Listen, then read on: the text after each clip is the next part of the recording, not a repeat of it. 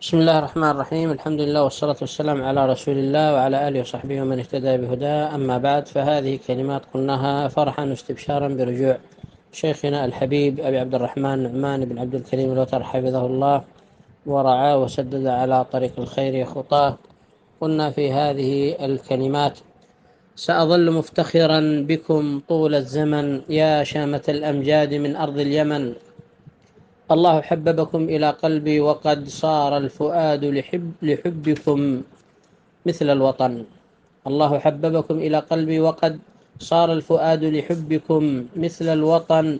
أنتم لنا كالشمس حين تلألأت، ولت على الأدبار عنا كم فتن. الله أوجب طاعة لأئمة ورثوا الكتاب عن النبي المؤتمن.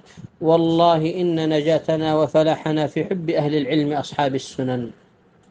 نعمان: أهلا مرحبا شيخ الهدى، نورتنا كالبدر في ليل المحن.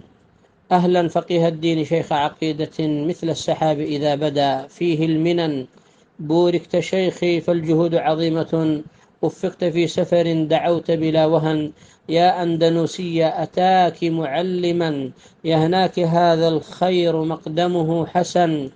نثر الفوائد مرشدا وموجها، وتحقق الصلح العظيم فلا حزن. وتجمع الإخوان وائتلفوا وقد فرح الجميع بلحمة مثل البدن. وتجمع الإخوان وائتلفوا وقد فرح الجميع بلحمة مثل البدن. وكذاك أبا موسى سعى ورشاد في صلح تحقق، سد أبواب الإحن. يجزيكم المولى الكريم جنانه، يا قادة للخير للأرض السكن. ثم الصلاة على النبي وآله وسلامه تغشاهم مر الزمن.